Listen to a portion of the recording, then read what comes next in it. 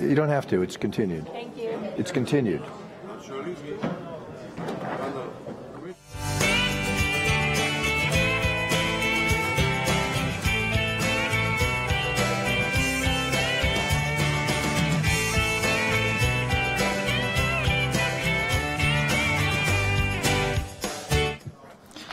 We're going to call to order the meeting of the Tucson Public Housing Authority Board of Commissioners meeting scheduled for Tuesday, March 19th, 5:30 p.m. here in council chambers.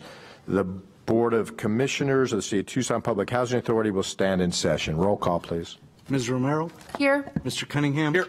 Mr. Durham? Here. Mr. Mohammed? Absent. Mrs. Scott? Absent. Mr. Fimbres? Here. Mr. Kozaczyk? Mayor Rothschild? Here. Got a quorum. Item 2.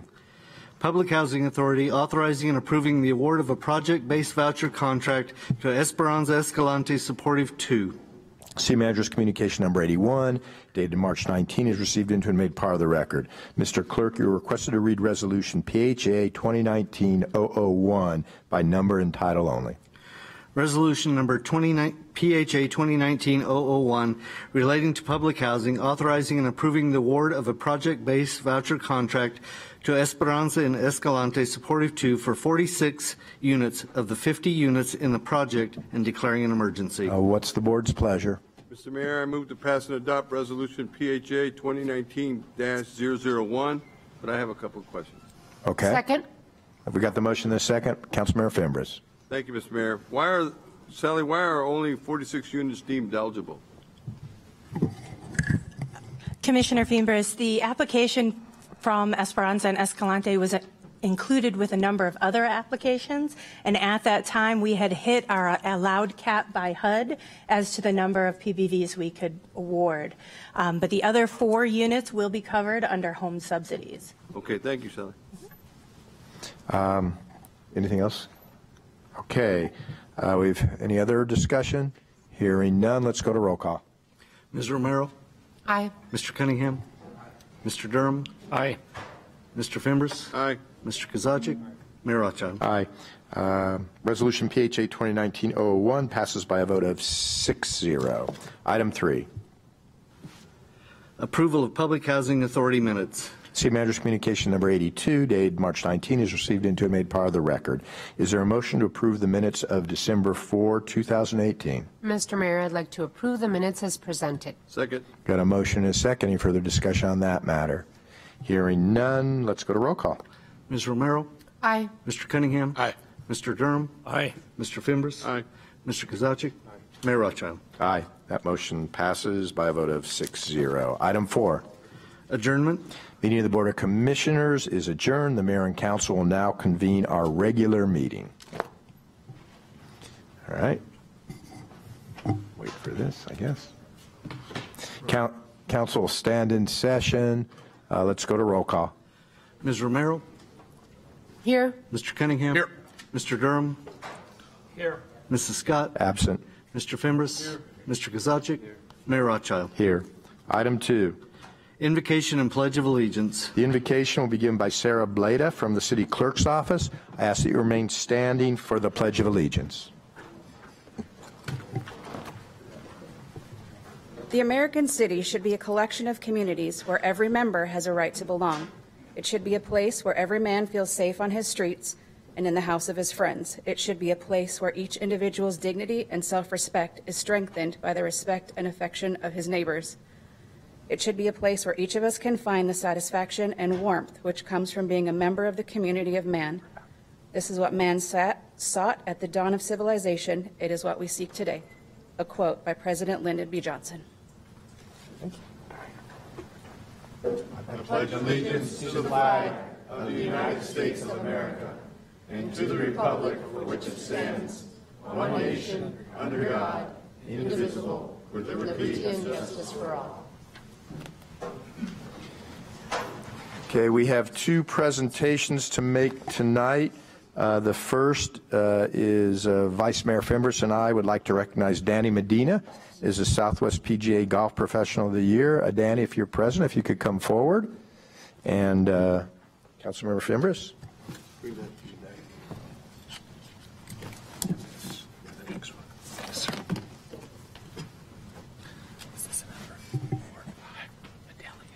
Mr. Mayor, Council, honored guests, we're here to recognize Danny Medina, PGA Southwest Golf Professional of the Year. And we're going to recognize Danny for his years of service, outstanding years of service. And I'd like to read a little bit about him. His passion for golf began when he was young, when he played golf at El Rio as a teenager, and his first job in golf as a teenager at Omni Tucson National, where he's now director of golf. Danny attended Pima Community College and was on the golf team. Danny also worked at Star Pass Golf, El Rio Golf Course, and the Randolph Golf Complex. Danny was selected as the PGA Southwest Section Professional of the Year, the top honor among club pros in Arizona and Nevada. Danny is also being scheduled to be inducted into the Tucson High Tea Club Hall of Fame on April 3rd. So we want to wish you congratulations. And the certificate reads, on behalf of the City of Tucson, it is with honor that we present you with this certificate as you have been named the PGA Southwest Golf Professional of the Year. This merit is a reflection of your hard work and dedication as a Tucson High School and Pima Community College alumni.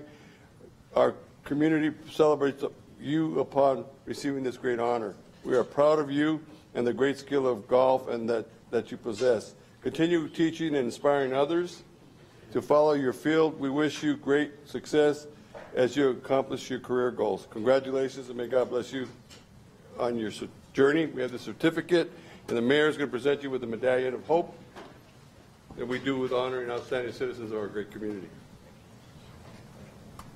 Councilmember Fimbres is giving me the great honor of allowing me to present you with the Medallion of Hope, which is a token of our appreciation for what you do in our community. The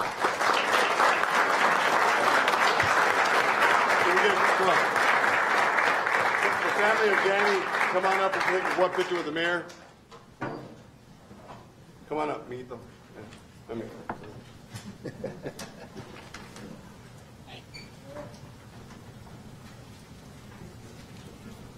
Ready? Here we go. 1, 2, 3. All right, thank you.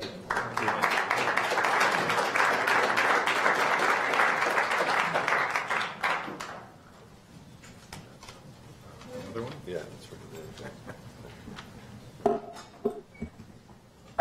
All right, we have one other special presentation to make, and that's to Michael Wetton, who's with our Parks and Recreation Department. Michael, if you could come up. All right, Michael. Oh. You got a big cheering crowd here tonight for you.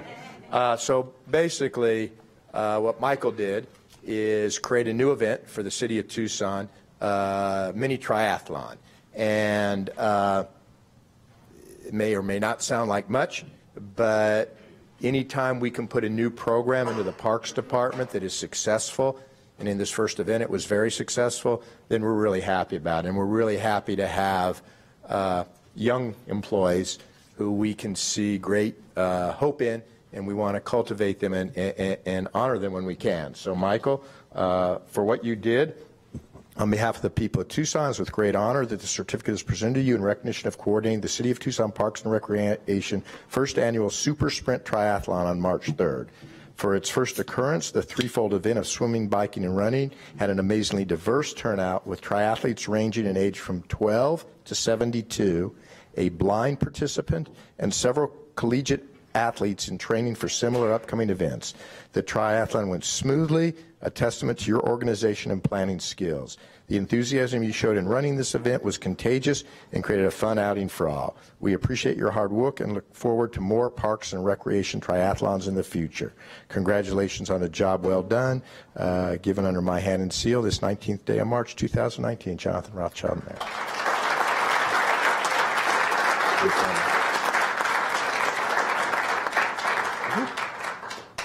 Wait a second. This wouldn't be complete without the medal from Councilmember Fimbres.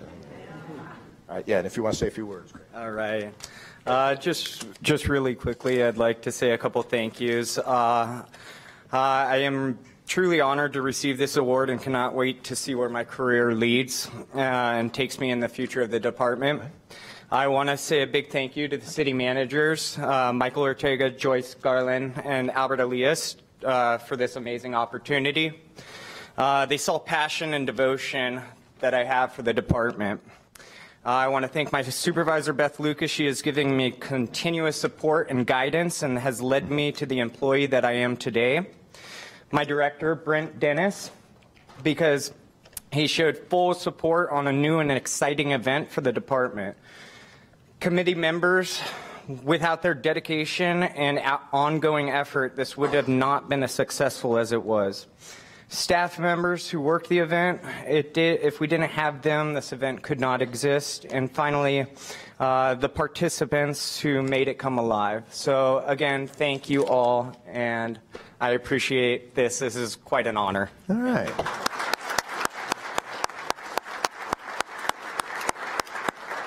Let me ask. Danny, did you want to say a few words? Okay. All right, let's move on to item 2D. Appointments to boards, committees, and commissions. Report from city manager. City manager's communication number 72, dated March 19, is received into and made part of the record. May I have a motion to approve the appointment in the report? We adopt the appointments in the board, to the boards. Okay. Second. We have a motion is second. This is to appoint Elizabeth Larson to the West University Historic Zone Advisory Board. By any chance, is Ms. Larson present this evening? All right. Well, we thank her for her service. Any other discussion on this matter? Hearing none. All those in favor say aye. Aye. Anyone opposed? Motion carries. Are there any personal appointments to be made at this time? Hearing none, we will go on to item 3. Mayor and council report, summary of current events. City manager's communication number 70, dated March 19, is received into and made part of the record. This time is scheduled to allow members of the mayor and council to report on current events. Does any council member have anything to report at this time? Councilmember Romero. Thank you, Mr. Mayor. I would like to announce that the Ward 1 Council Office is a collection site in support of the emergency shelter for migrants and asylum seekers that is being coordinated by Catholic Community Services. And most of these families and individuals seeking asylum in the United States are going to the monastery. And we want to make sure that we thank Catholic Community Services, Casalitas, other nonprofit organizations and volunteers that are really making this place work for people that are in dire need in our community. Each week we will be posting an updated list of items that are still in need on our social media sites. You can drop off these supplies at our Ward 1 Council Office located at 940 West Alameda between 8:30 a.m. and 5 p.m. Items still needed this week are kids' shoes, new underwear for kids and adults, kids' shirts, kids' pants, men's pants, and adults' shoes. For more information, you can feel free to contact my office and speak with Marisol Flores Aguirre at 791-4040. Again, this is donation site. The Ward 1 Council Office is a donation site for Catholic Community Services, and you can call 791-4040 if you would like to contribute. Also, this year, the Cesar Chavez Holiday Coalition is adding a new component to their celebration of the life and legacy of Cesar Chavez. There will be a bike ride in addition to the march and rally. Bikers will meet at 8:30 a.m. at Cesar Chavez Park, located at 5 Points. Ride down 6th Avenue to meet the marchers at Hollinger K-8 School on South 6th. Those who wish to march will meet at Hollinger K-8 School at 9 a.m. The two groups will kick off together before continuing down to the final stop at Rudy Garcia Park, located at 5001 South Nogales Highway, where the event will begin at 10:30 a.m. I hope to see community present to celebrate the legacy of Cesar Estrada Chavez and the labor movement. If you have any questions, please feel free to contact the Ward 1 Council office at 791-4040. The event is taking place Saturday, March 30th, and there will be a community bike ride, a march, and a rally that Saturday, March 30th. So hope you can join us. Councilman Cunningham. This Sunday, on March 24th, from 3 to 6 p.m. is Park Fest at Palo Verde Park. We're going to have over 12 bands over a 3-hour period on 3 stages. We're going to have some of the performers include Chuck Walla, Paul Martin, Dakota Williams and the Message, the Gunrunners, Denise Lane, Bunny Kirby, Christy Cunningham Music, Jamie O'Brien. It's going to be pretty exciting. We'll also have food trucks from the House of Brats, from Food Groupie Cafe, the Curry Pot, and there's more information. You can go to www.paloverdeneighborhood.com, www.paloverdeneighborhood.com for more information. That's this Sunday at Palo Verde Park, which is 425 South Mann. If you're wondering, you got to go to the east side, but east of Kolb, east of Wilmot, before you get to Kolb, there's a street called Mann. You just take a right, or you go south, and there it is, Palo Verde Park, Park Fest. The best is yet to come in our parks, and that's what we're going to be talking about. We'll be highlighting a lot of the things and improvements that are going to be coming to our parks in the next year. Thank you. Mr. Councilman Fimbres. Thank you, Mr. Mayor. More than 300 people turned out for the official grand opening of the new El Rio Cherry Bell Health Center at 1230 South Cherry Avenue on Thursday, March 7th. Mayor Jonathan Rothschild, Council Member Shirley Scott, and Council Member Regina Romero joined me in the dedication. The grand opening marked 2 years of work with El Rio Health to get staff to get Ward 5 in the South Side this new medical facility. El Rio's Cherry Bell Health Center adds 100 new health care positions, as well as having primary care for children and adults, lab, radiology, ultrasound and x-ray, behavioral health, pharmacy, dental, and health and wellness classes. I want to thank Nancy Johnson and Enrique Cerna, El Rio Health Center Board President, and the El Rio Health Center Board for their work and support of bringing this new facility to the South Side. I want to thank the Neighborhood Association leadership of the 4 surrounding neighborhoods, South Park, Pueblo Gardens, La Vistas, and Western Hills 2, for their support of the health center. A conveniently located health facility was one of the things the neighborhoods had been asking for, and now they've got it. So thank you all for working on it. On Saturday, March 9th, I had the privilege of presenting Ward 5 certificates of appreciation and medallions of hope to the spring graduating class of the YARDS program. These young people have worked to receive a certification in landscape and resource development. This program is overseen by Tucson Clean and Beautiful. I want to congratulate these young people for their work and efforts and wish them success. I also want to thank the judges and staff members who made this a successful program, including Councilman Paul Cunningham. On Saturday, March 16th, it was my privilege as Vice Mayor to speak at the Silver Spike Jubilee Festival at the Southern Arizona Transportation Museum and read the City of Tucson proclamation commemorating the 139th anniversary of the railroad coming to Tucson. I had the privilege of helping to present the awards to the 2019 Spike Jubilee honorees. The event was special to me because my father worked 38 years at the Southern Pacific Railroad. I want to thank Ken and Mary Carrolls and the volunteers for their work on the Transportation Museum. Also on Saturday, March 16th, I had the privilege of meeting Mexico's new ambassador of the United States, Martha Barciana Coque. This was at a lunch then held at by the Mexican Consul General, Ricardo Pineda. It was a good discussion about improving relationships between Mexico and Southern Arizona, as well as discussing how to better improve our economies and trade. I want to thank Ricardo Pineda and the Mexican Consulate for the invitation and the opportunity to talk about the many positive steps the City of Tucson has taken on relationships with Mexico, who is just 64 miles away, as well as Tucson being an immigrant welcoming community and Tucson being the first city to legally challenge SB 1070. I gave both Ambassador Barcena and Consul General Pineda a medallion of hope that we continue to build our communities together. Also on Saturday, March 16th, I had the privilege of attending the Hispanic Heritage Day at Rito Downs. This event was organized by Lydia Aranda, the new president of the Tucson Hispanic Chamber of Commerce, Carla Bernal and Ethan Orr from the University of Arizona, and Ed Ackley from Ackley Advertising, and Ronnie Reyna of Double R Promotions.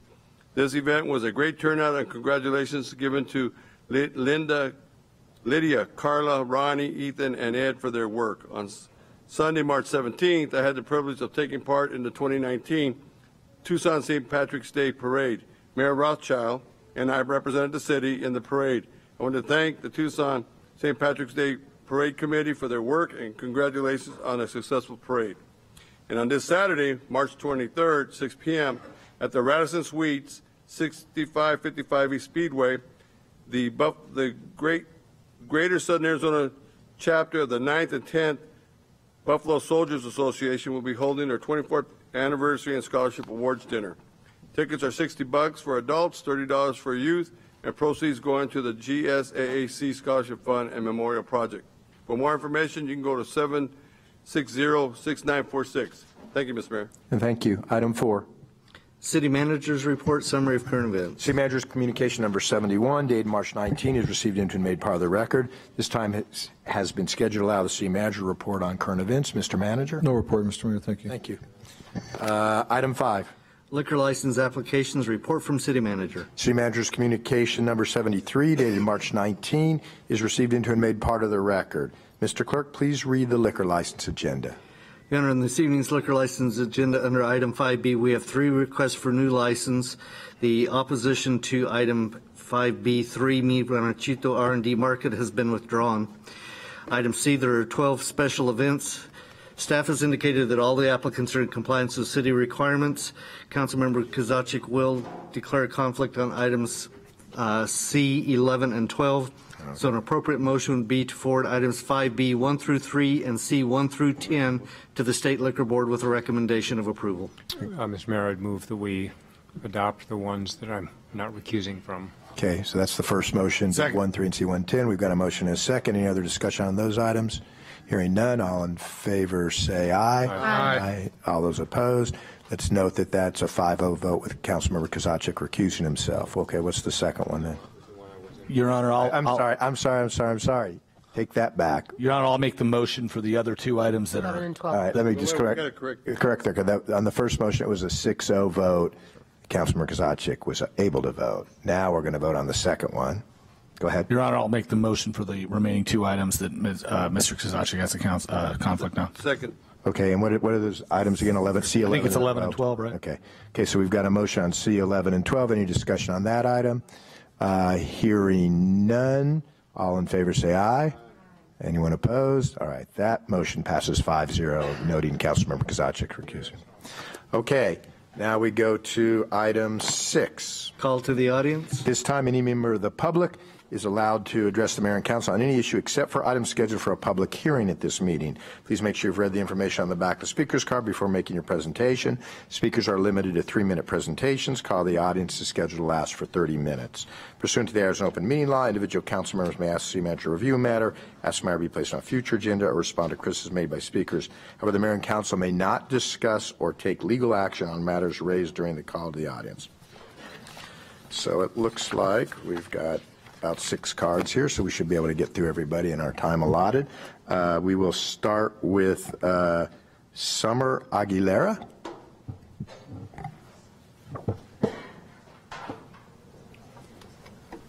Good evening. My name is Summer Aguilera, and I'm here to represent Take Back the Night.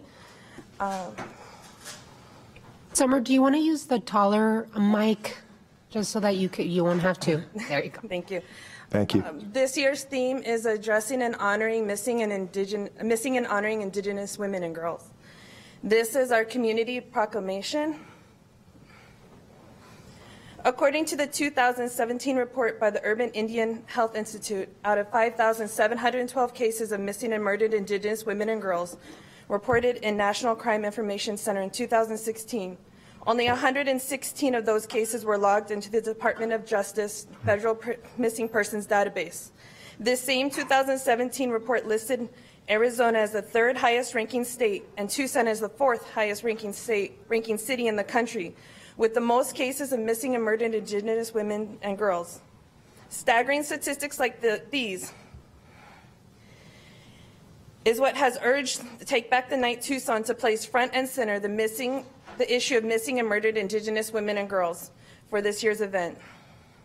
Take Back the Night is an annual international event raising awareness on sexual assault and empowering survivors. The city of Tucson first began the rallying cry to reclaim the night for the women from sexual violence in 1979. 40 years later, we still carry the same spirit, but now with the intention to center the most impacted communities by this epidemic rate of violence. Take Back the Night Tucson recognizes we are on traditional and ancestral lands of the Tohono O'odham Nation, whose community have lost 27 women and girls to this violence.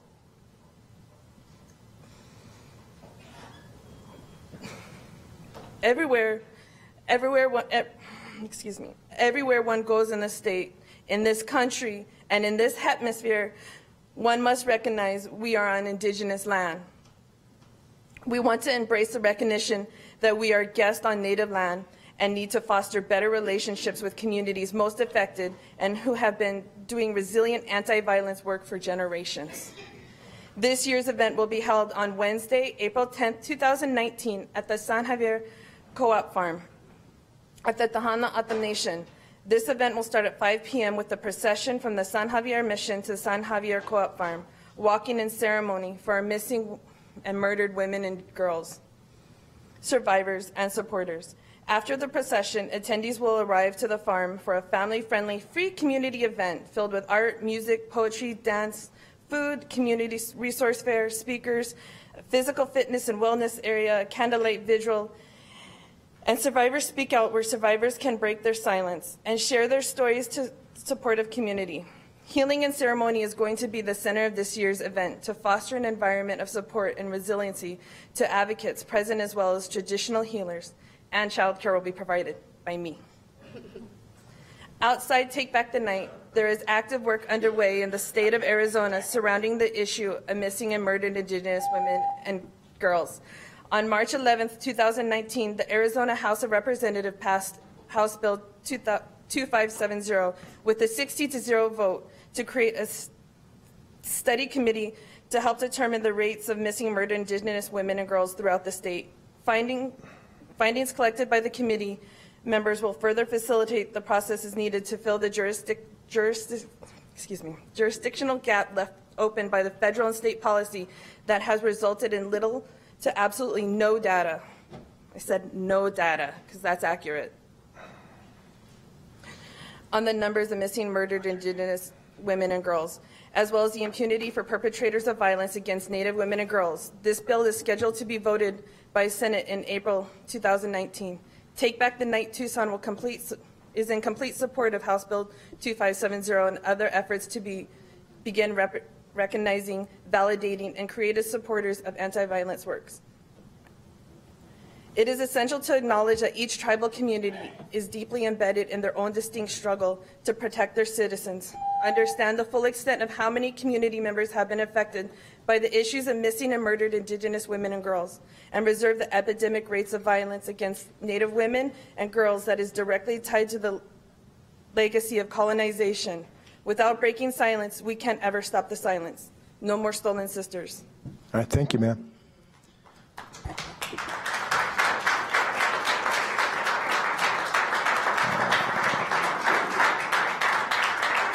Rebecca Diamond. Rebecca Diamond. Here she comes. I think this mic will probably work for me, huh? All right. Hey, my name's Rebecca Diamond. I live in Tucson, born and raised here. I wanted to address something that today, around 3:30 p.m. at the corner of 22nd and 9th, a loving family in the South Tucson community was terrorized. Department of Homeland Security Highway Patrol, Border Patrol, Pima County Sheriff's Department, and TPD all collaborated together to detain a family, 3 people, including a 12-year-old child, when no crime had taken place. They were pulled over, DHS called Border Patrol, and their dispatcher sent Border Patrol over. I say again, no crime had taken place. There were 5 TPD cars present, which is a gross misuse of force and a disgusting display of illegal and unethical collaboration. We do not know what's going to happen to this family. We do not know what will happen to this child, who is a U.S. citizen, by the way. We do not know whether they will be together or forever separated, as is the case for thousands of children and families in this crisis of border militarization and family separation. These institutions claim to serve and provide justice and peace, but it is not justice to detain a 12-year-old child and her family. It is not peaceful to terrorize families. Collaboration between Tucson Police Department, Border Patrol, Highway Patrol, and Sheriff's Department to detain immigrants is disgusting. I would like to remind everyone present that as of September 2018, Operation Stone Garden funding was halted, which shows that both the Tucson community and many of our leaders agree that collaboration between the police and Border Patrol is not something that the City of Tucson stands for.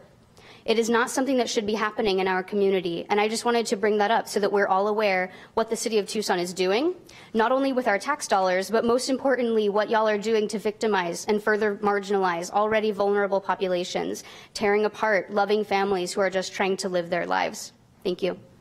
Thank you, ma'am.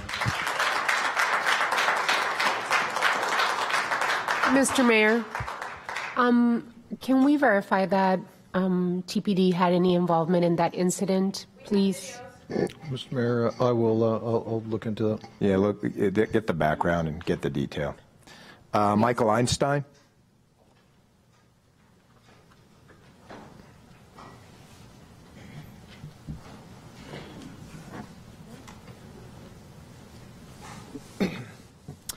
Good evening, Mayor Rothschild and members of the Tucson City Council. For the record, my name is Michael Einstein. I'm here in my capacity as Community Relations Manager for Bird Rides Incorporated. Thank you so much for the opportunity to speak tonight and for your leadership in bringing this e-scooter pilot to the City of Tucson to help meet the city's transportation goals. I also wanted to take a moment to thank city staff. Andy and his team have been phenomenal to work with and have been really inclusive and responsive throughout the entire process of building this pilot. And that's not something that we get in all of the communities that we serve. So we're really grateful for the strong partners that we have here in the City of Tucson. We do share the industry's concerns in regards to the indemnification requirement. However, we believe that the requirement is overly broad and requires operators to pay for things that aren't necessarily our fault. For example, under the current proposed requirements, if a city vehicle were to negligently strike a rider, we would be responsible for the city's liability, and we don't believe that this is necessarily the right standard to build a responsible and sustainable program here in the City of Tucson, and we hope that you will consider mirroring the standard adopted by other cities who have embraced pilot programs for e-scooters in their communities. With that said, thank you so much, and we hope that you enjoy the ride. Thank you. Thank you. Zach Yinser.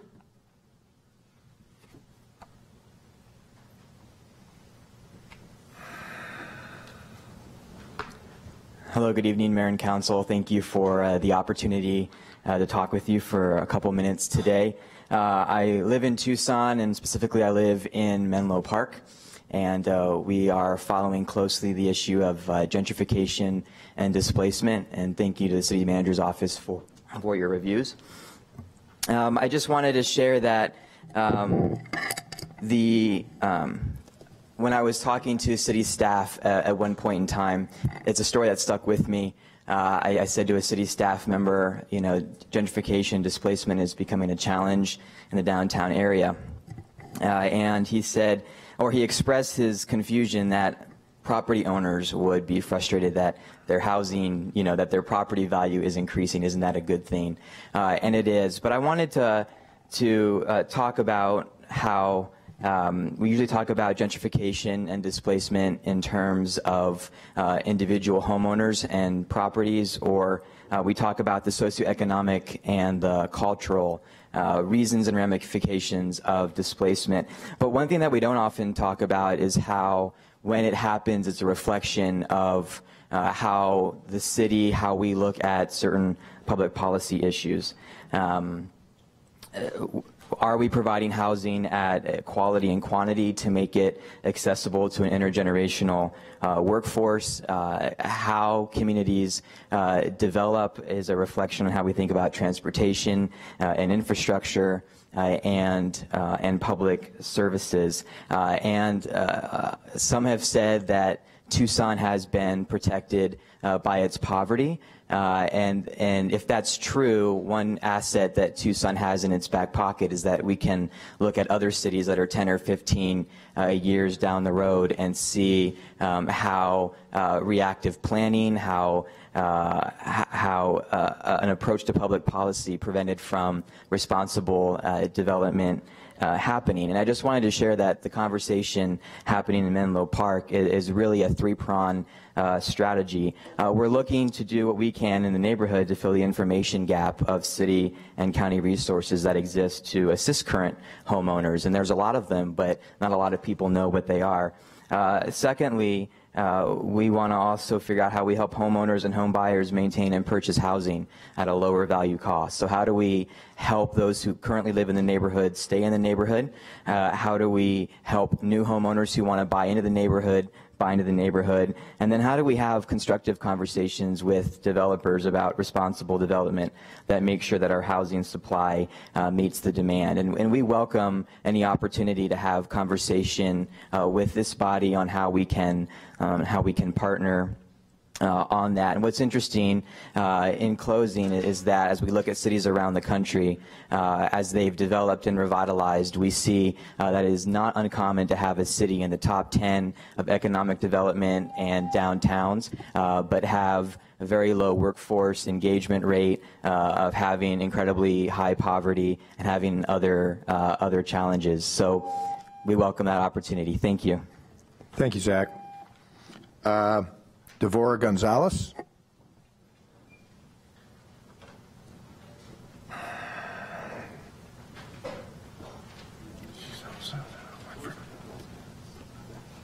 Hello, my name is Deborah Gonzalez, and I am a community member, part of the Jose Antonio Justice for Jose Antonio Coalition. Ma'am, probably, better up there. Yeah. So yeah, my name is Deborah Gonzalez, and I'm part of the Justice for Jose Antonio Coalition. Today, Border Patrol pulled over a family for tinted windows. Why can't you hear me? We can hear you. Okay. Pulled over a family for tinted windows and immediately called Border Patrol. Border Patrol took an entire family into custody, including their 12-year-old child. Even though there were family relatives present and close members of the family, Border Patrol did not allow this child to go with these relatives and instead took her as well into custody. The community response was present, and we witnessed undercovers, state troopers, highway patrol, sheriffs, border patrol, and TPD. All were there to ensure that Border Patrol took that family into custody. For TPD, an entity that claims to not collaborate with Border Patrol, they were sure there to ensure that this family, including their child, were taken into Border Patrol custody. It is unacceptable that this collaboration continue. It is disgusting that this child is in detention center with her family instead of being given to the people that her family entrusted. Border Patrol continues to traumatize children, which are our future. They continue to push an agenda that separates families. And shame on TPD. And thank you, ma'am.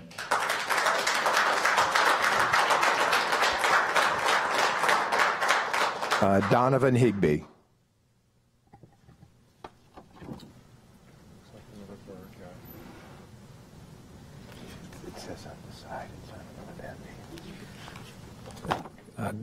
Good evening, Mr. Mayor and council members. For the record, my name is Donovan Higby, and I work on the government relations team at the scooter company Razor USA. We are excited that the city of Tucson is embracing shared micromobility and very much look forward to working with you in that capacity. Our company has been in active correspondence with the city for the past few months, and we are grateful for the frequent updates and communication from staff, particularly Andy. Razor continues to be supportive of a pilot program that protects the safety of both riders and pedestrians, while also ensuring that micromobility is a viable option for Tucson residents and visitors. We are generally supportive of the regulatory framework being voted on this evening, but I would like to reiterate a concern that we continue to have with the indemnification agreement as currently proposed. We would strongly advise the city to avoid extremely broad language that other cities, such as Tempe, have imposed for their dockless mobility programs, which would inhibit the ability for any company to operate sustainably in Tucson for the long term. We fully understand the city's need to protect itself from litigation, and we're happy to work with the city attorney's office on responsible indemnification language that has worked for other cities throughout the country. Thank you in advance for your consideration of our concerns, and as always, please let me or my colleagues on your local Razor team know if there's anything else we can do to support your efforts moving forward. Thank you again. Okay, that'll bring to conclusion call to the audience. Let's move on to item 7. Consent agenda items A through K. Reports from the city manager on the consent agenda are received into and made part of the record. Mr. Clerk, you're requested to read the consent agenda. Your Honor, on this evening's consent agenda, item A is approval of minutes. Item B is an Industrial Development Authority reappointment to the Industrial Development Authority of the City of Tucson. Item C is pre-annexation and development agreement amendment with Watermark Hacienda Tucson LLC to extend the term of the primary jobs incentive provision. Item D is an intergovernmental agreement amendment with Regional Transportation Authority of Pima County for the Houghton Road Corridor Project. Item E is an intergovernmental agreement with the Regional Transportation Authority of Pima County for the Regional Traffic Signal Program and Equipment. Item F is real property, exchange of property with Pima County to establish the Santa Cruz Wellfield Treatment Facility site in the Sonoran Corridor area. Item G is a real property approving a lease agreement amendment with McGuire Infrastructure Company for a utility-scale solar project on city land in Avra Valley. This item has been continued at the request of staff. Item H is transportation, approving the pilot program for shared mobility devices. This item will be considered separately. Item I is an intergovernmental agreement with Pinal County Irrigation Districts and the Arizona Water Banking Authority for drought contingency planning. Item J is Tucson Code amending Chapter 23A, extension of development impact fee phase-in rates. Item K is a economic development approving a sublease agreement amendment with Rio Nuevo Multipurpose Facility District for the Tucson Convention Center. That's the extent of the consent agenda, Your Honor. Appropriate motion would be to approve items A through F and I through K. Yes, Your Honor. I move the consent agenda on all items except H. Second. Got a motion and a second on that first motion. Any discussion on those items? Hearing none. All in favor say aye. Aye. Anyone opposed? That motion passes unanimously. Let's move on to item H. Councilman Kozaczek pulled this item. I did. Let's go through this again. What we are voting on is exactly what we voted on 2 weeks ago. The draft language hasn't been changed, and so I would point out to Mr. Cunningham that the certification language that you were looking for what you call grabber guys, but they're called juicers in the trade, is not included in this. The mayor asked for a different trial period other than the hottest time of year, and that is not changed in this either. Last Wednesday, City of San Diego experienced their first fatality on a bird. It's interesting to me that both Bird and Razor want us to roll back our indemnification language. I don't believe we should be entering that sweepstakes. Portland has ADA issues that they are right now being lobbied heavily by the disabled community, in fact, strengthen their regulations. And even the Centers for Disease Control is now studying accident data. Then the entire issue is escalating. It's not getting any easier throughout the country where these things have been allowed. The reality is that we are doing fine without the clutter. We're doing fine without the accidents. We're doing fine without the code enforcement obligations and the aggravation. If the tendency of this mayor and council is, as it always has been, to defer to the council member in whose ward will most be impacted, then that ought to apply to this issue as well. The reality is these are going to wind up around 4th Avenue, Main Gate, in the downtown core. That's all Ward 6. And I'm suggesting that we do not go forward with this pilot program, and I'm asking that we vote no tonight. And I would make that in the form of a motion. Okay, we got a motion. We have a second. Okay, I don't hear a second, so let's move on from there. Mr. Mr. Rank. Mayor, members of the council, just to point one or two things out.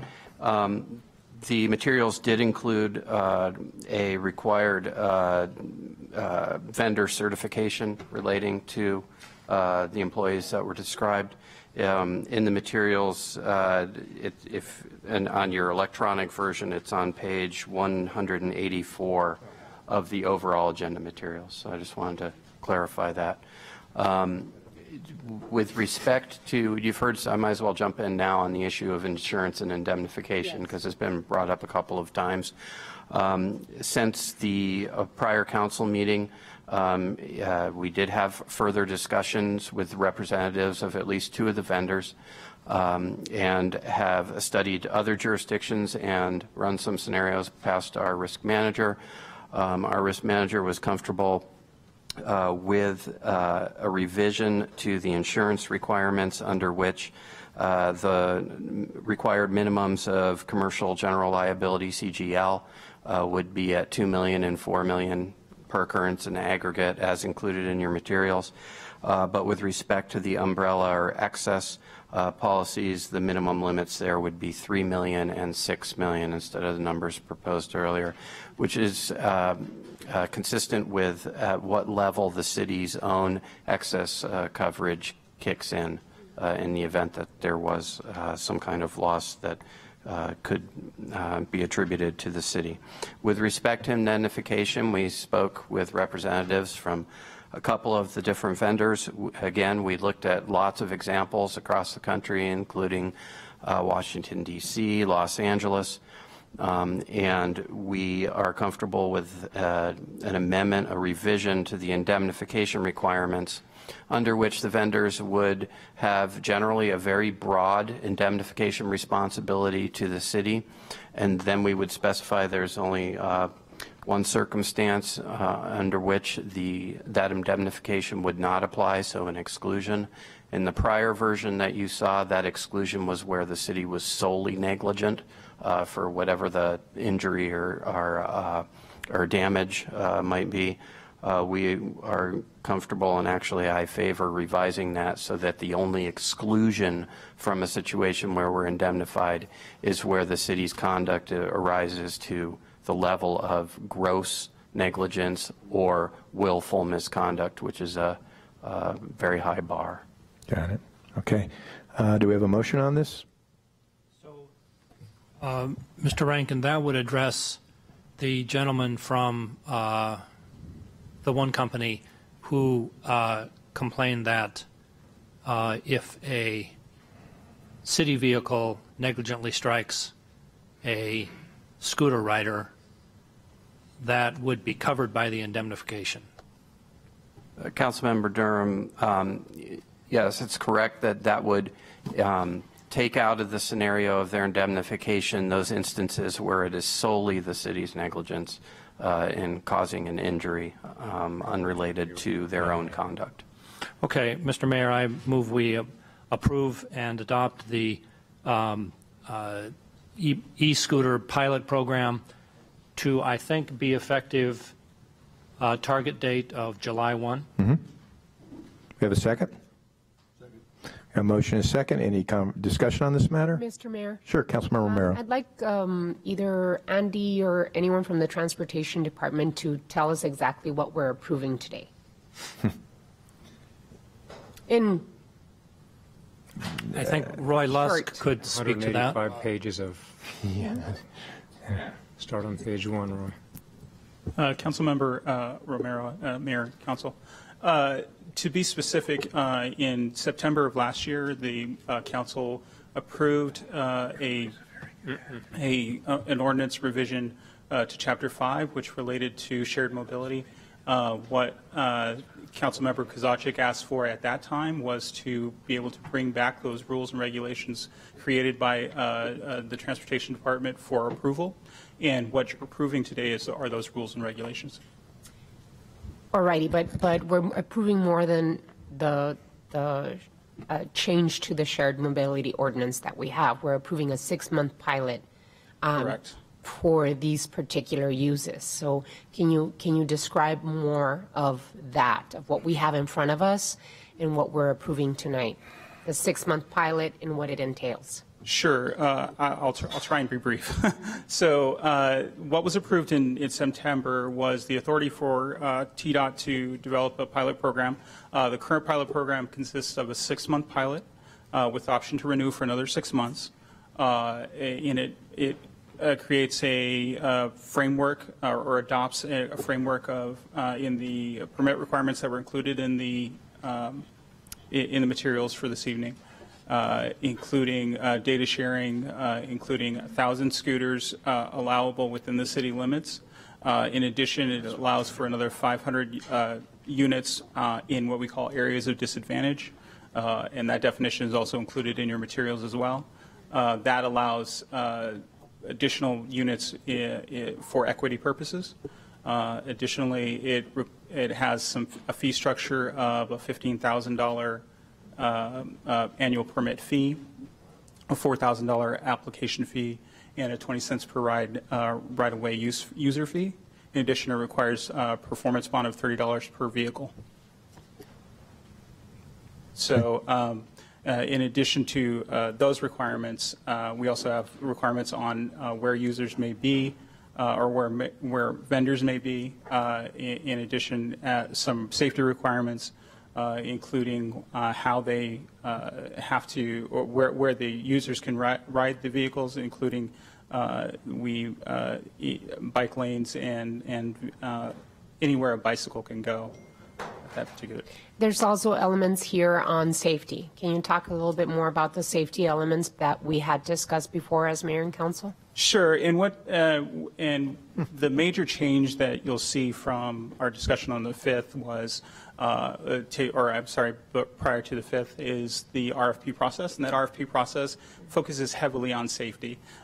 So vendors who wish to apply to operate in the city of Tucson are going to have to show us and the transportation department what exactly they are doing to promote safety, including helmet use, including educating their riders, and including notifying them of what our regulations are.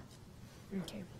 And some of the other concerns are clutter on the streets, concerns relating to the dockless element and the clutter that they could possibly be. What are the rules and regulations that the city of Tucson is putting on those issues to help prevent them? Sure. Both the vendors and the users of the dockless mobility devices, or the shared mobility devices, excuse me, are required to follow Chapter 5, which Chapter 5 requires that you cannot park either a bicycle or a shared mobility device such that it blocks any portion of the sidewalk for pedestrians' passage. In addition, we have a specific requirement for a shared mobility device that they have to leave a 4-foot area clear for the sidewalk at all times. In addition, we also will be working with the transportation department to require a parking plan of each vendor who operates within the city limits. That parking plan can take into consideration things like where we have limited sidewalk space, or where we want to require geofencing capabilities. So geofencing may require them to either be slowed in those areas or require that they not end a trip in those areas as well. What happens if these devices do form clutter? What happens, what can people that are walking by, property and restaurant owners, what can they do if they do see these scooters and cluttering their way? Absolutely. So what we required of any vendor operating within the city limits of Tucson is that they have both a public-facing phone number that anyone can call listed on their vehicle, so that if somebody sees a vehicle that's in an appropriate place, then that person can then contact the company directly. We've also asked that they provide us with a direct number to the local personnel here, so that we can contact them. We've also convened an enforcement team, including members from TPD, Park Tucson, Environmental Services, and Code Enforcement, to ensure that we have as many eyes on this as possible if I can say that, such that if a particular vehicle is causing a problem, the rule for any shared mobility device in the city of Tucson is that they not be parked inappropriately for greater than 2 hours. Once we get notified that we're going to notify that it's an improper parked vehicle, we're going to notify the company, and if the company doesn't remove it in 2 hours, we have authority under the code that the ordinance revision that you passed in September to impound it if necessary. Talk to me about, I'm not done. Oh, yeah, but I would like to follow that with a question. Okay.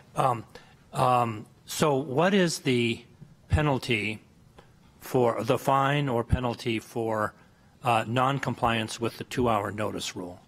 So there's two things, just to be totally clear.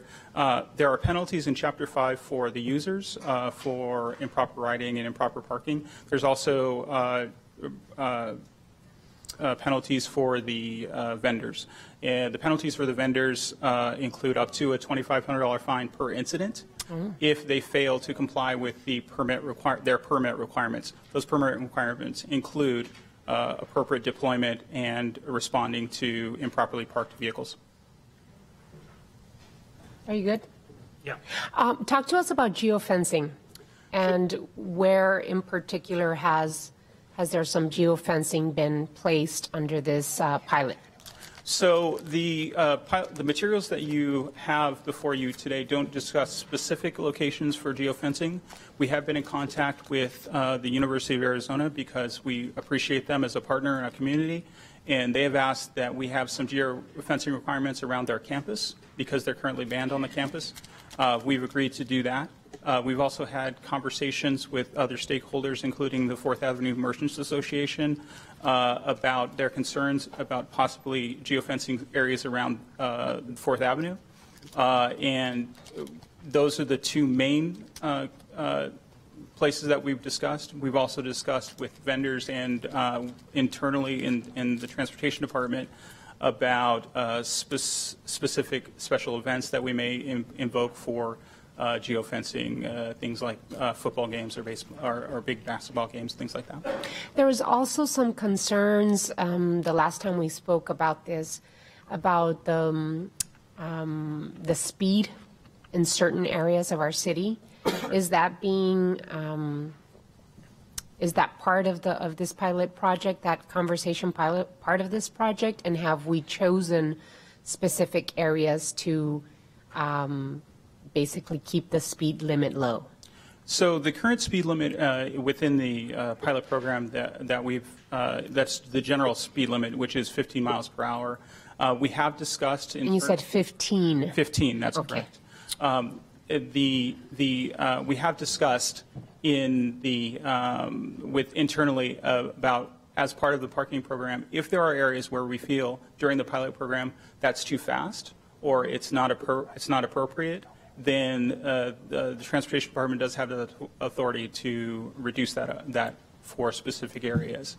The concern, I think, importantly, though, is we want to avoid the situation where the differential because they're going to be on city streets and in bike lanes, the differential between vehicles is often what causes accidents. Okay. So if they're going too slowly, especially in a bike lane or on the right side of the street, then it can cause problems. So I think the Transportation Department is going to look at that. Okay. And as part of the pilot program, evaluate what's appropriate.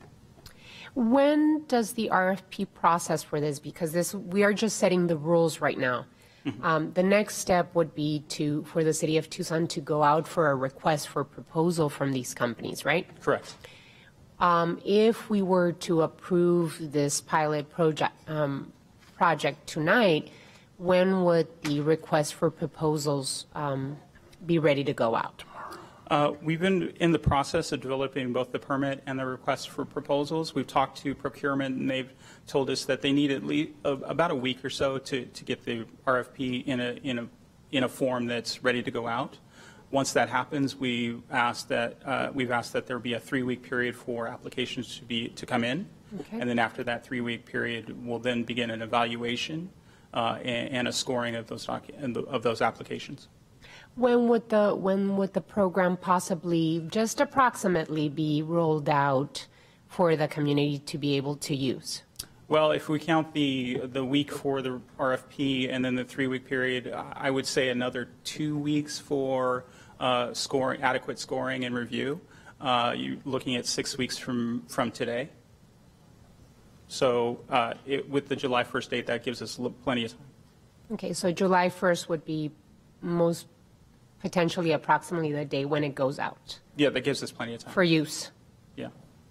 So what happens if, after all of this work, all of this input, the residents of the community do not like this 6-month pilot? We're not happy. Merchants are not happy. What is the recourse for the city of Tucson to do?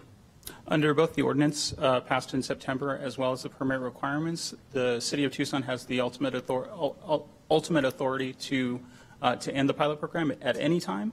And in addition, it can end it after the 6-month period.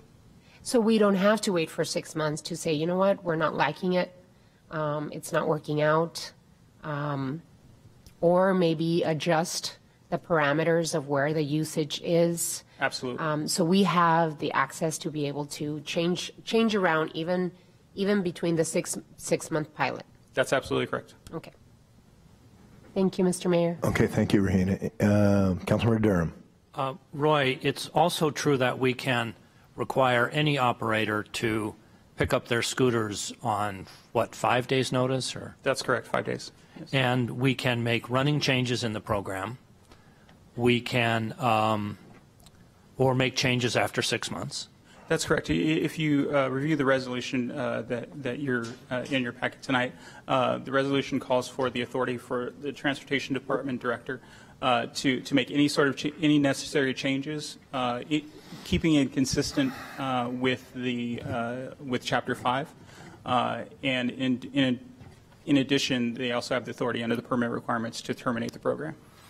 I was contacted by one scooter operator who claimed that they have Lock 2 capability. That is, a scooter, some cities have required dockless bikes to be locked to another object, like a bike rack. I don't know, I didn't ask the detail of how do you incorporate this into a scooter, but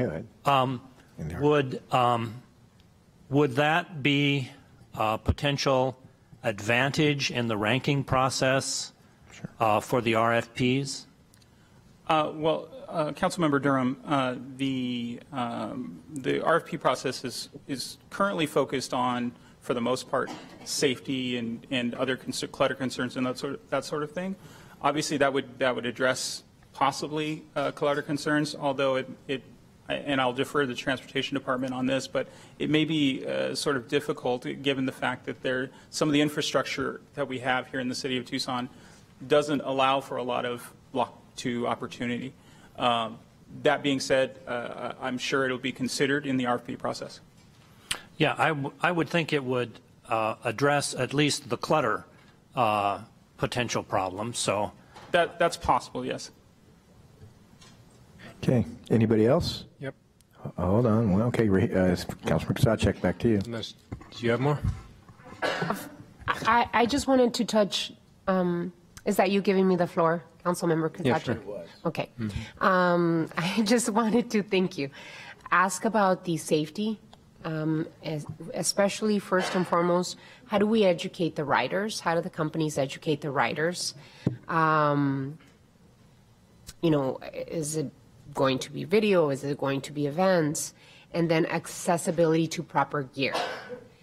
So will these companies take the time to connect with the public and have educational events? How are we going to evaluate the appropriate safety conditions that the companies help create with the riders?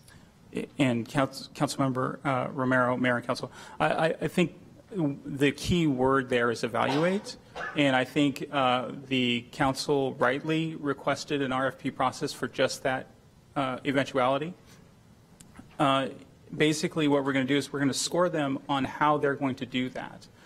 So if they provide us with enough materials and enough outreach and a plan that says we're taking safety seriously, and we're giving out helmets, we're requesting that people wear them, our promotion materials are showing people wearing helmets. All of those sorts of things are things that the RFP process can consider when deciding who to award the permits to.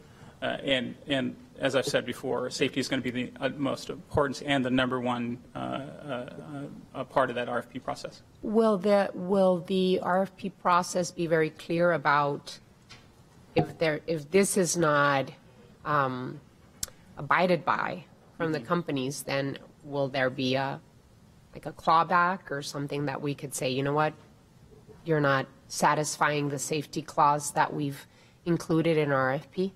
Absolutely, and going back to what I was discussing before, because the director has the ultimate authority to terminate the program or terminate a permit or suspend a permit, I anticipate, I don't want to speak for the director, but I anticipate that the director will use that authority judiciously for safety purposes. Sure. Okay. Councilman Kozaczek, then Councilman Durham. We're not requiring helmets, and we can't require helmets, and people in other cities aren't wearing helmets, and that's the feedback that we're getting, unless they wind up picking up their scooter with one in their hand.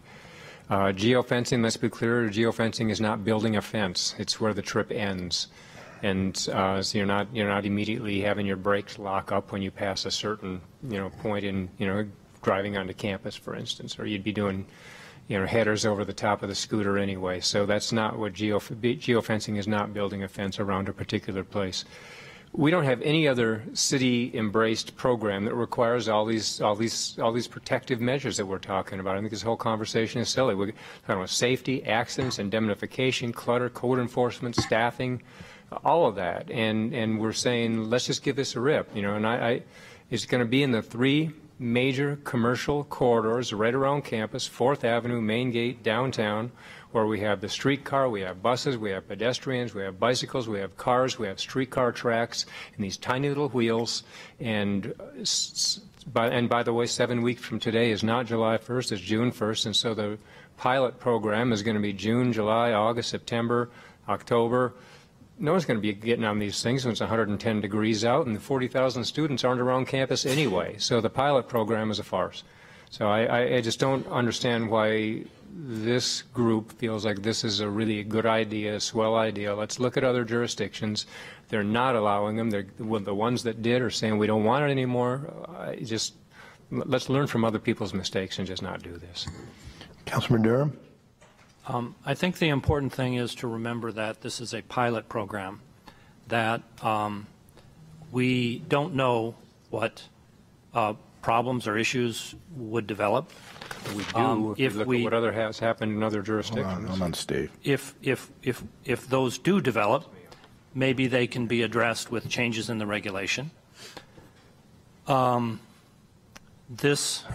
E-scooters have the potential to address the first mile, last mile issue of transit use. They have the potential to serve low-income neighborhoods, giving another transportation option to Tucson residents.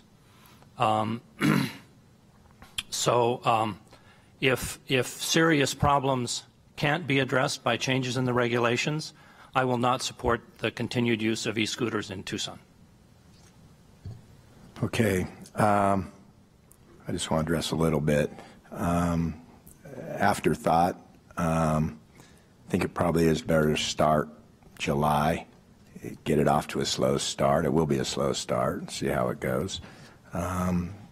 Steve is right that many of these would be focused on Main Gate, downtown 4th Avenue area. Both Main Gate and downtown, the representatives have indicated that they would like to see these. Okay, they came after some initial concern. one of the advantages we have is we've learned from other jurisdictions, hopefully. We certainly have some requirements regarding insurance, indemnification, maximum speed, geofencing, and the likes. And these things have both positive and negatives, no question. But the positives can be good. A lot of people like to use these things. Apparently, it's not like cities all around the country aren't doing it. A lot of cities are. And cities where no regulation was in force at first have had faced problems. But we stopped these things and said, you can't come till we get regulation. It's been a pretty long process. You know, everybody's talked about the fact that it's a pilot. We can terminate it on 5 days' notice. But quite frankly, the one thing I'd like to add is, and I heard a little bit from the scooter companies tonight, if they don't like our proposal because they don't like the regulations, they don't like the insurance, they don't have to bid. And that's fine with at least me. I want to have a good program that gives us a chance, and I think we give it a try. So, anybody else? If not? Yes, Your Honor. Okay. So I only have a few remarks to this evening about this, and that is that in looking at all the different cities that have done these and not done these, even cities that have banned them after the fact have gone back and piloted, including San Francisco and Portland. They're not foolproof, but nothing is. Nothing is. We have people who text and drive. We have people who ride off bike paths. We have every single time you transport somewhere, we make mistakes. You can trip over a curb and be seriously injured. I mean, and yes, does our risk factor actually go up? Yeah, absolutely. But this is also an opportunity for people to drive less.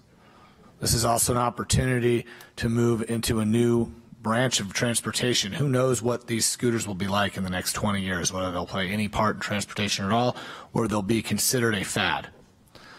But the real question tonight is whether or not Tucson deserves to find out if they're a scooter town. That's how I've looked at this the whole time. Do we deserve to find out? We've tried to take as many precautions as we can. I think I'd actually rather start in June. Because then we can finish this before the end of the year. And then we'll know. And we can make the decision to terminate or not. But that's kind of where the real question lies, is whether or not we should test it out. And I don't think we'll ever be able to know what the issues are unless we're testing them out. That's what a pilot program is for. It's a very conservative pilot program. It's 6 months long. It's limited to 1,000 scooters. I think that's the lowest limit of some of the other major cities. So I'm willing to check this out. I've ridden them. I actually have a Bird and Lime account. I don't know if that creates a conflict, Mr. Attorney, but I've seen the good side and the bad side. And the first collision, we're all going to say, see, shouldn't have done it. And then we're going to hear about something else, that another feel-good story where a person couldn't have gotten to work or couldn't have gotten around without the scooter. So let's see how it goes. But before and if it's a disaster, I'll be leading the parade to rescind it. Yeah. All right. So that's kind of where I'm at on this. And I just wanted to say that the interesting thing about some of these cities is that there's a couple cities that are now on their third pilot program. Well, there must be something to them if you're willing to go back at the thing 3 times. So I'm ready to vote. Thank you. Councilmember Fimbres. Thank you, Mr. Mayor. This is a pilot program. Mr. Rankin, what is the fine for the individual utilizing the scooter if he's in violation? Was it 50? 25. 25, but with the surcharge? With surcharges, it tends to nearly double fines. Okay, and then will our text ban issue be addressed, also apply to the scooters, I'm hoping? Well, I don't think we had specifically included that you can't text while you're scooting, but I think that would be a reasonable condition that we could include within the safety requirements. Good, because I know that we've created a safety committee with TPD and TDOT to look at some of our other issues. And I'd like to make sure this is also part of that, being proactive on this issue. Okay. Thank you, sir. Okay, I think this is item H. Councilman Cunningham, I need to clarify that your motion includes the revisions and provisions that the city attorney gave us. Your Honor, with all due respect, I did not make this motion. Mr. Durham did. I'm sorry. Mr. Durham, same question. Yes. Okay. And who made the second? We'll see. Okay, so you accept that, right? Okay. All right, we've had a motion and a second. Roll call. Roll call. Roll call. Ms. Romero? Aye. Mr. Cunningham? Aye. Mr. Durham? Aye. Mr. Fimbres? Aye. Mr. Kozaczek? No. Mayor Rothschild? Aye. The item H on the consent agenda is approved 5-1. Let's move on to item 8. Public hearing zoning C91819 Kaylor Lee Street, RX1 to R1 zoning, city manager's report, ordinance adoption, report from city manager, report from zoning examiner, ordinance number 11630. City Manager's communication number 79, dated March 19, is received into and made part of the record. Ladies and gentlemen, this is the time and place legally advertised for a public hearing on a request to rezone approximately 2.3 acres from RX1 to R1 zoning. The rezoning site is located on the north side of East Lee Street, east of Pantano Road. The zoning examiner and staff recommend approval of R1 zoning with 2 additional conditions, which are included as conditions 10 and 11 in the ordinance. Is the applicant or representative present? Could you come forward, please? Could you state your name and your relationship to the property? Of course. My name is Carly Kaylor. I'm the applicant for this piece of property. Go ahead. I'm sorry. Are you the owner? I am. Well, I'm a co-owner of the property. Yes. All right. Are you agreeable to the proposed requirements as given to you by the zoning examiner? We are. Okay. The public hearing is scheduled to last for no more than 1 hour. Speakers are limited to 5-minute presentations. Please come forward when I call your name and make your presentation. State your name, whether or not you live in the city, whom you are representing, and whether or not you're a paid speaker. Ms. Keller, if you could take a seat, and I'll probably call on you last. You might want to sit near the front. You're likely to get called on again at some point. Okay. So we have really, other than Ms. Keller, only 3 cards. 2 others in support, and 1 other. So I'll start with Carolyn McDonald-Selm. Yes, sure. I'm Carolyn McDonald-Selm. I live in McGuire Place. Ma'am, could you try to get closer to the mic and see if it works? I'm Carolyn McDonald-Selm. I live in McGuire Place subdivision. I'm here to oppose the RX1 to R1 rezoning request by CAYLOR Development. Mayor and Council, I'm against this because I have major concerns about traffic congestion. The estimate's like 115 trips or more per day. The street Lee is a very narrow street. You're not even allowed to park on either side of the road per the signs placed by the city of Tucson, like a normal residential street. You try to pass a school bus going in the opposite direction, and you have to inhale when you're driving, and you pull all the way to the side of the road and hope you don't hit them. You know, plus there's even a community mailbox on the corner of Lee where from the proposed development where the elderly stop, you know, their cars for pickup of the mail, and, you know, I guess you shouldn't even be doing that. But the street is so narrow, and the street has problems with water drainage, and it is in need of repair. It's in need of repaving and holes being fixed, and speed bumps too, because at night a lot of traffic goes down there at 40-50 miles an hour. It's terrible, you know. This proposed development is also less than 100 feet from the walkway to the back gate of our elementary school, which is used every day by our children. The safety of the school children is of the utmost importance. If you approve the rezoning, you'll be taking the family life away as is known. Many parents have bought into this area to be safe for their children. With the increase in traffic flow, this will not be possible, much less the pollution and crime this development will generate into the area. Our police department is already overburdened and do not have enough officers to handle the calls in a timely fashion. We are a nice middle-class neighborhood. These proposed houses are double the price, $350,000, $400,000 and up in cost from what our houses are valued at. This is not conducive or blending in with what is already established.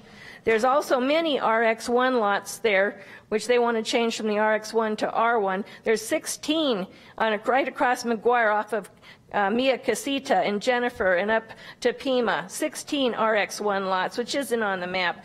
And left of McGuire, there's a half a block up from Lee, there's more. There's 4 RX lots and 2 larger lots for the church and the school behind them to the north. And northwest, there's a place that's like probably 3 acres. On the east of the proposed developments, there's another RX1 acre lot. If you look at the big picture, there is more RX1 around than noted. That's why we should keep it the same. Oh, and also there's 3 more RX lots on the north side of Pima Street. The CAYLOR project is dangerous. Parents do not want to live in fear of traffic taking their child's life or maiming them and needing continued care forever. They want safe streets where the children can walk home from school, where they can ride their bikes, walk their dog, run and play and laugh. This is what our neighborhood has now. The one access point for in and out of the development on Lee Street is going to overburden this road. The road already, cars, well, I was also telling you about the repairs and speed bumps and repaving that it needs and the water erosion and things. There is a development on the south side of Cottonwood Development from where this development's proposing to go in. They have a block wall that is 5 foot in height with a pedestrian walkway through there. There is no access for cars or anything for Lee Street, and I'm sure that was addressed when they put their subdivision in, because Lee Street is a bad street. The housing market can't stand mass development. It is stagnant at this time. Lowest in 3 years, according to the stats, with a 6.4 decrease, December 2018. Interest rates are climbing. We had the possibility of water shortages in Tucson. They said about Tier 1 by January 2020, 57%. And we build and approvals are given, and we're setting us up for failure. We're going to have problems with water issues. There are already several housing developments within 2 miles that are plenty of units available. Developers can't, can wait it out to sell their houses where a normal person can't. They are hurting the neighborhood, not helping. 2 houses just recently sold, one after 8 months for $220,000 and one on the corner where the development was going in, or supposedly proposed to go in, for $209,000, which they've had to take a cut. Why should developers have a priority over established homeowners for years? Our voices should be heard. You have one developer against 35 households at least, if not more. Plus, I know a lot of people called in and wrote emails or, into the government site protesting this. Should it not be the majority which rules, just like any other law or bill passed in Arizona and the USA? I still believe in justice. Justice for the people of what is right. The government should support the community and their wishes. There's several people that are elderly and on fixed income, and in our area can't afford the increase in taxes. There's no benefit to rezone for people of our neighborhood. Only it's a detriment. Ms. McDonald, if you can finish up, please. Rezoning will not maintain or preserve the character of our neighborhood. These expensive houses will cause our taxes to rise. Go back to the drawing board, CAYLOR, and find another area, not 8211 East Lee. Thank you very much. Thank you, ma'am. Chuck Cushman?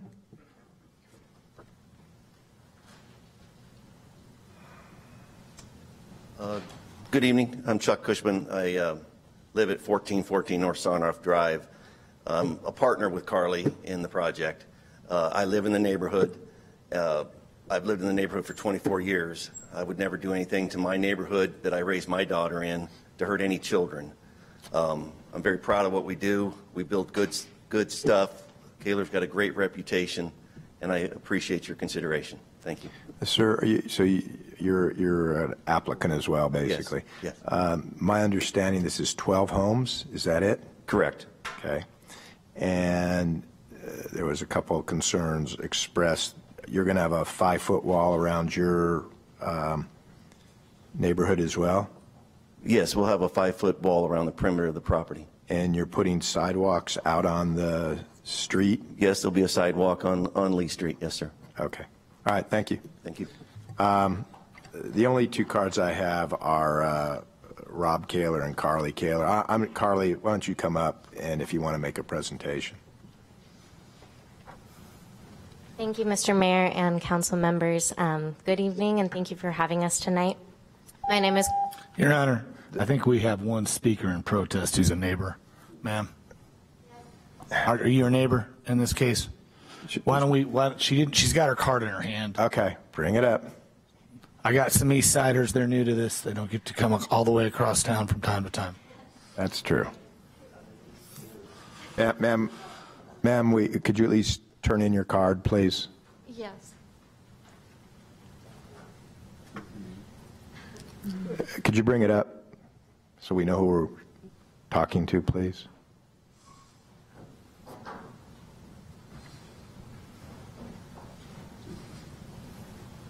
Thanks. Okay, Jean Thews. Yes. Okay, go ahead, ma'am. Okay. Well, good evening, Mayor and Council. I'm just very honored to be in front of you tonight. I care a lot about what you do, so I just wanted to thank you so much. I just want to say, I live at 1441 North Saddleback Avenue, so I'm a neighbor of the developer who was just up here. And my street is perpendicular to Lee, so Lee is the only access into the neighborhood where I live. Well, excuse me, it's the main access from McGuire, but it's obvious that Lee was originally a little country road. It's narrow. It's more, there's a lot of, there's only one other exit from the neighborhood, and that's on Sarnoff. So we have two neighborhoods next to each other with two accesses, and those, you know, all of the people in those neighborhoods use either Lee or Sarnoff to go wherever we want to go. Meanwhile, you know, there are lots and lots of children, bike riders, dog walkers, a lot of people who walk the streets in our neighborhood. So the traffic does matter. My biggest concern is that the density is too high. I feel, I've always known that that property was going to be developed. It's a gorgeous, beautiful piece of property with an absolutely incredible view of the Catalinas. It's sad that the owners plan to have two-story residences right on Lee that would really, the combination of their plan would eliminate our view completely. But that's not what, I mean, that's just a personal sadness. I'm sure we all have something like that where it's nice to have, but you don't have to have it. But 12 homes on 2.3 acres is just with a road, with an access road in, that's as narrow as Lee is. The access road in is called Jacqueline, is even narrower. And those folks are gonna, I don't know if two cars are gonna be able to pass, to tell you the truth, for that little subdivision. I think that the plan is just too much. It's going to be overdevelopment of the property. It's going to cause danger to folks with additional traffic, and also, you know, this is interesting. The houses that are really adjacent, and these homes are going to be like, they're going to have the shortest driveway, like maybe a 12-foot driveway, sidewalk, then street, and then two-story house, so the views around corners and stuff like that, they will be obstructed. So the folks who are walking their babies on the, you know, and walking their dogs and children on bicycles, and lots of dads and kids on bikes and stuff like that, I think are going to be an increased jeopardy. So those are my concerns. I think it's too much. I'd like to see 9 houses, a wider access. I know that it's going to be developed. I don't like it, but Well, that access off of Pima would be even better if that was possible, because then that traffic wouldn't be on Lee. We could have a nice, like the neighborhood south, the zoning examiner wrote a report to you that talks about the neighborhood south. Ma'am, you're fine. That we're having a problem. You've got 45 seconds. Okay, I can do it in 45 seconds. The neighborhood south of us is, south of this property, is separated from our neighborhood by, there's no access by road into that area. They built, it's called Cottonwood Trails. It's a lovely development. And they separated Cottonwood Trails from Lee Street with a sidewalk, trees, a little park-like thing, and a gate, a wrought iron gate that we can use, people can use, walk their dogs through there, through here, no traffic, no car traffic. So we would really, what I would love to see is that kind of thing in this development, where they would have a different outlet on a larger street. That's the real one, ma'am. Thank you. All right, thank you. Thank you. Mr. Kaler, if you could come up. Yeah, I'm sure now, I think. Ms. Thu mentioned, the young lady in pink, mentioned that there were going to be two-story homes. Hey, Your Honor, I was going to say, can we take the 2 stories out? I'd like to see if we could do that. Yeah. I think that's a pretty important thing. It's not all one story. There's one story across the road. Are you guys okay with that? I'd like to take those out. All right, so let the record reflect that the applicant has agreed to 1 story for all the homes. Okay. Yes, Your Honor. There's a few things. I've got some notes. Okay, go ahead then, Paul. I'm sorry. I'm going to go ahead and close the public hearing. I think if you're. Well, we need a motion. So moved. All in favor, say aye. Aye. All right, now I'll close the public hearing. Okay. All right. A few notes I have. I've searched this whole thing to try to get my arms around it. Number one, there seems to be a. Can I get some clarification, Mr. Clark? There seems to be a dispute on how many acres this is. Is this 5.4 acres or 2.3 acres?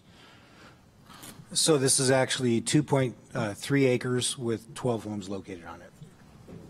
Thank you.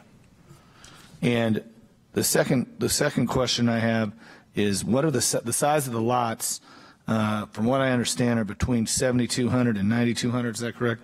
So the lot calculation we've got is between 7,009 to 9,252, which is equivalent to the surrounding R1, RX1. What are the ones on the southeast on Rachel?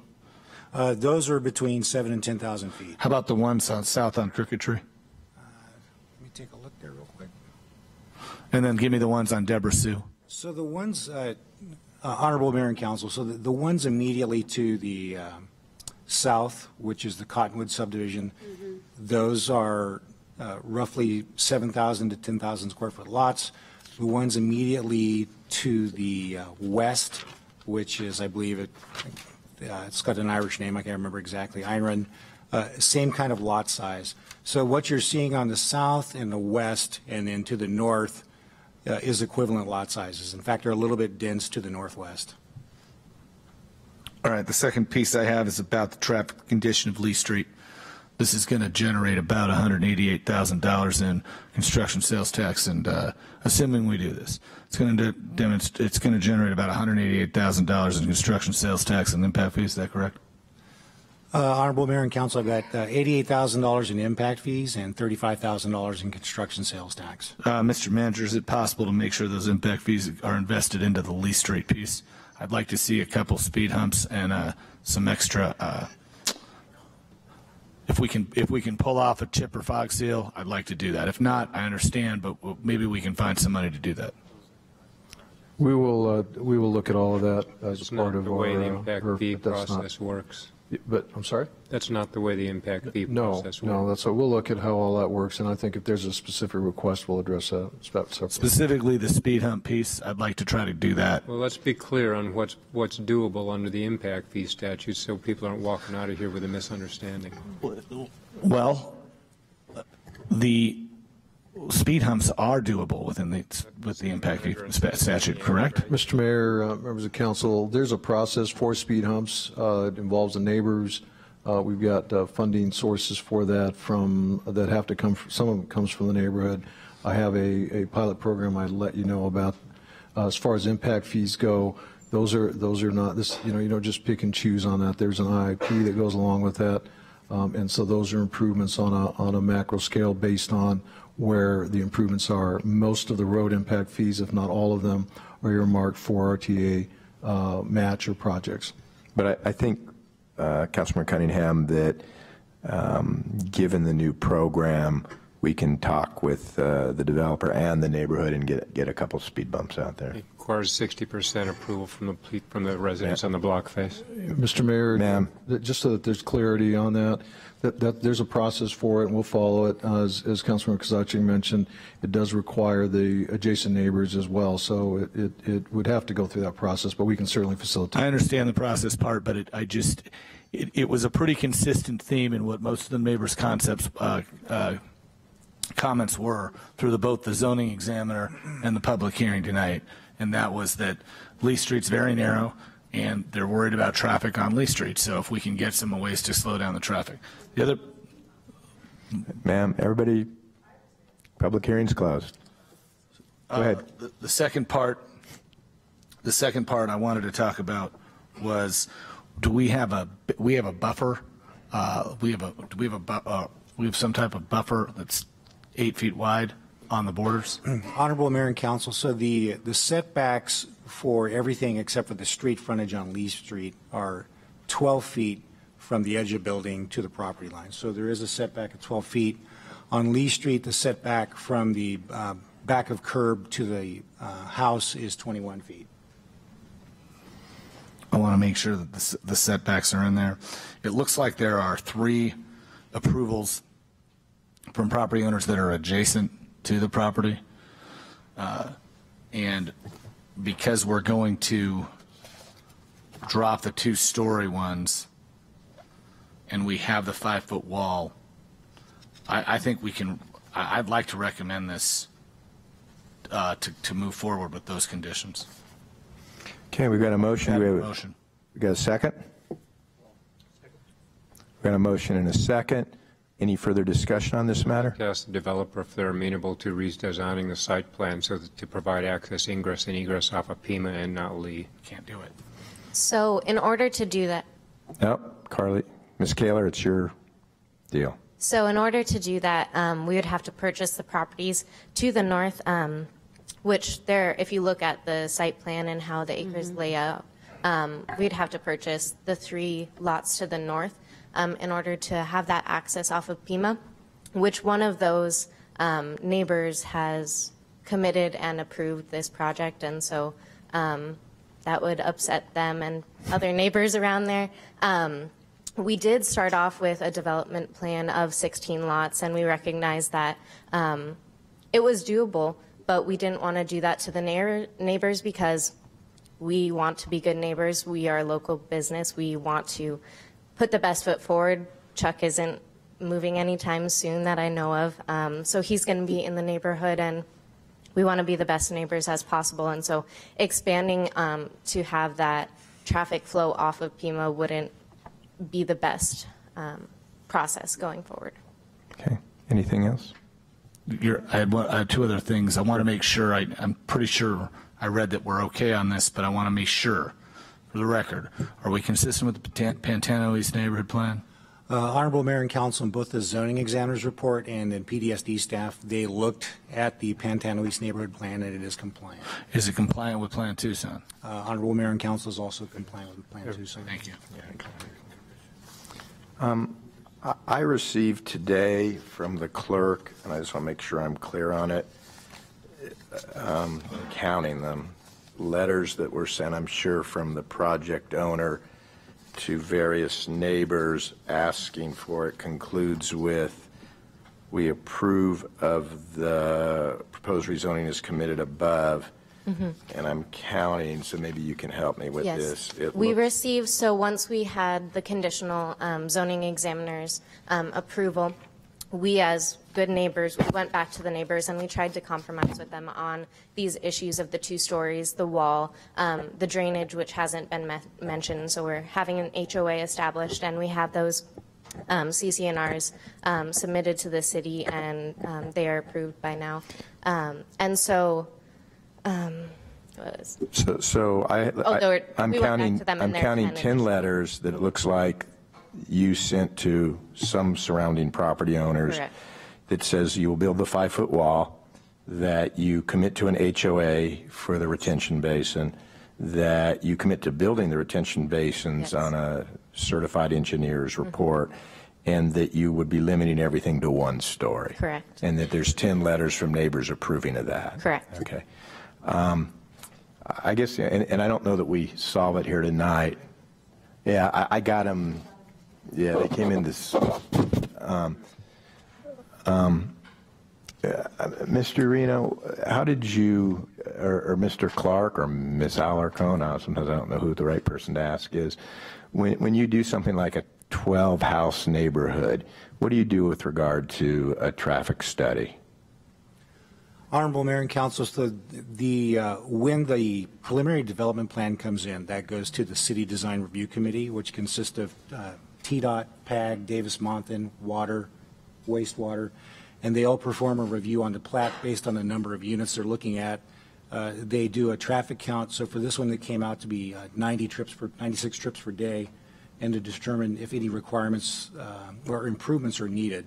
So on this particular application, no additional requirements were required by TDOT or PAG. Okay. So the only thing I might suggest to you, Ms. Kaylor, is if you're going to have an HOA, maybe work with the surrounding neighbors to go through the process to get some speed bumps. I just think you make for a more valuable neighborhood for you as well as your surrounding neighbors, assuming this goes through. So, okay. Do we have a motion in a second? Yeah. We do. This looks like it is roll call. I'll read the ordinance. For the record, you do that.